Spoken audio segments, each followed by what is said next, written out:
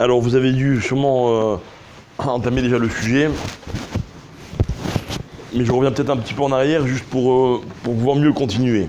Donc quelqu'un qui est gaucher, donc évidemment vous le savez, il a des téphilines différents. Pourquoi? Parce qu'il faut que le nœud du yad, il faut qu'il soit près du cœur, et comme il les met sur le bras droit, ce qu'on appelle la gauche de tout le monde, puisque lui, sa main gauche, ce qu'on appelle la main faible, c'est la main droite, donc il faut inverser la façon de faire les nœuds, et donc même la boîte elle-même, le boîtier lui-même, il a des petites différences.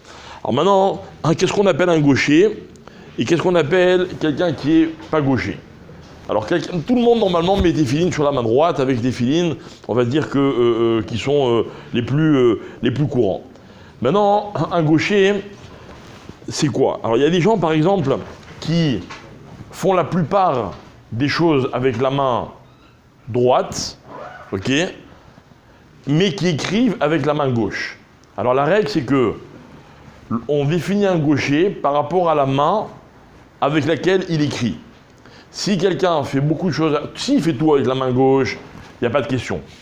Ainsi, il fait beaucoup de choses avec la main droite, presque tout, mais il écrit avec la main gauche, alors d'après la halakha, il est considéré comme un gaucher. Et donc, il met des téphilines sur le bras droit. Autre cas intéressant, c'est quelqu'un qui est né droitier et il est devenu gaucher. D'accord? Il prend le corps d'un jeune homme, à sa naissance il était droitier, et avant sa bar mitzvah il est devenu gaucher. Il a appris à faire les choses avec la main gauche, il s'est habitué, et maintenant il est devenu gaucher. La halakha dit que le gaucher doit être gaucher de naissance.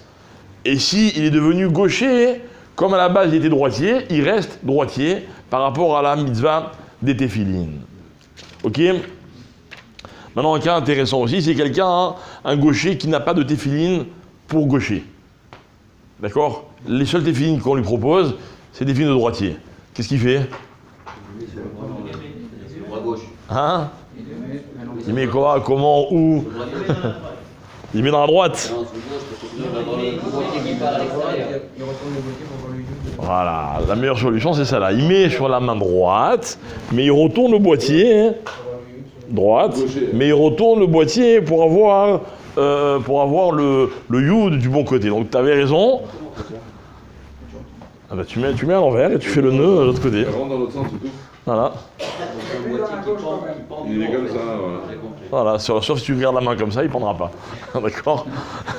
Maintenant, quelqu'un... alors, autre cas, par exemple, quelqu'un qui ne peut pas se servir de sa main droite. D'accord? Il peut se servir que de sa main gauche. Donc il aurait pu mettre des téphilines sur le bras droit avec la main gauche. Qu'est-ce qu'il fait? Alors, il y a marqué dans la halakha qu'il doit payer quelqu'un pour qu'il lui mette sur la main droite. Sur la main gauche, pardon. Vous avez compris? Il ne peut pas se servir de sa main droite. Donc du coup... il ne peut pas mettre des téphilines.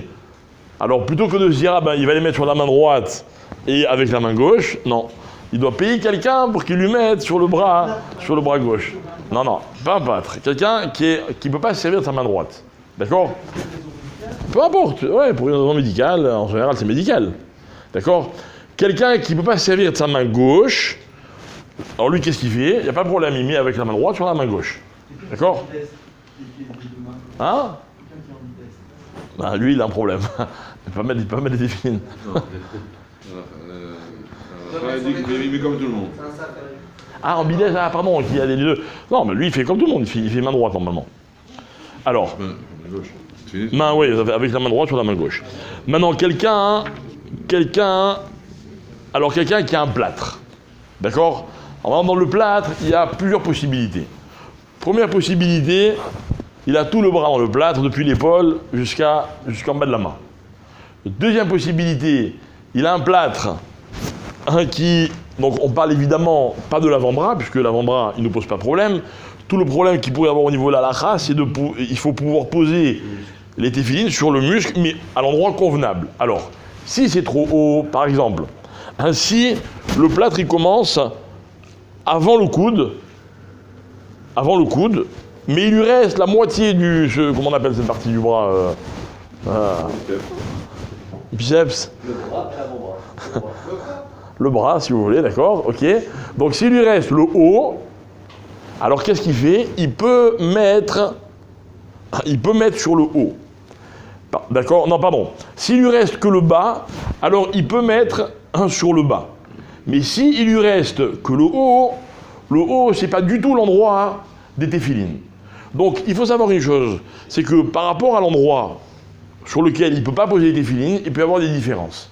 Ok? Alors quelles sont les différences? C'est quoi les incidences au niveau de la halakha? Alors on va dire comme ça. Celui qui a un plâtre et il ne peut pas du tout mettre les téphilines, donc tout le bras il est recouvert, qu'est-ce qu'il fait? Il met les téphilines sur le plâtre. D'accord? Alors non. Il met les téphilines sur le plâtre, il ne fait pas la bracha sur les téphilines shel yad, ok? Et il met la bracha, en mettant la tête, il met les téphilines, il fait la bracha sur les téphilines shel rosh, avec la kavana de s'acquitter également de téphilines shel yad. D'accord?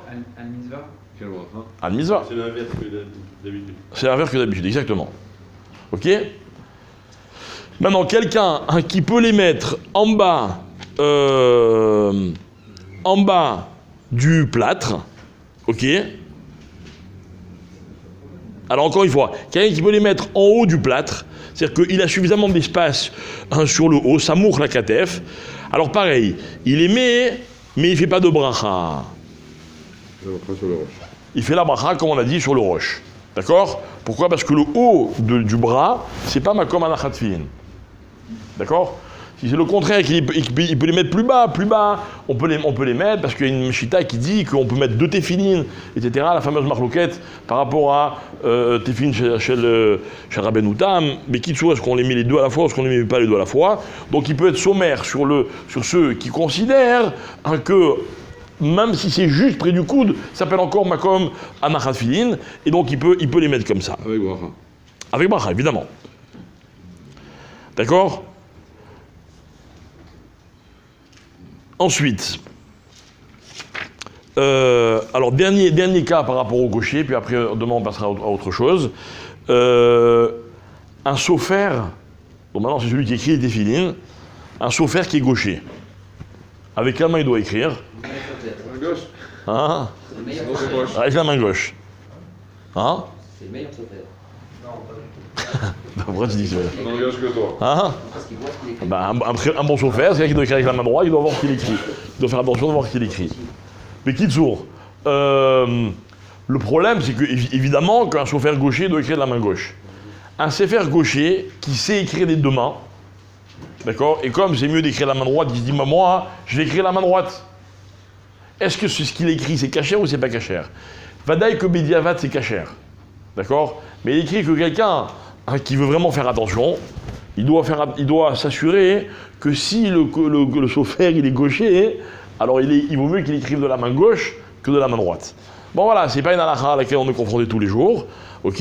Mais il faut savoir que c'est mieux d'avoir un chauffeur qui écrit. Enfin, normalement, un chauffeur il doit écrire de la main droite, ok? Et que dans certains cas, s'il est vraiment gaucher, alors il doit écrire absolument avec sa main gauche. D'accord? Et s'il s'est forcé à faire de la main droite, même si c'est aussi beau, il y a un problème dans l'écriture elle-même. Et il dit, celui qui est Shamaïm, il doit faire attention, il doit faire attention que ce soit pas le cas. Dernière halakha.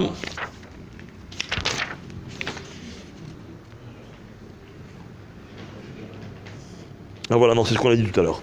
Chazakou Baruch. Mincha à 16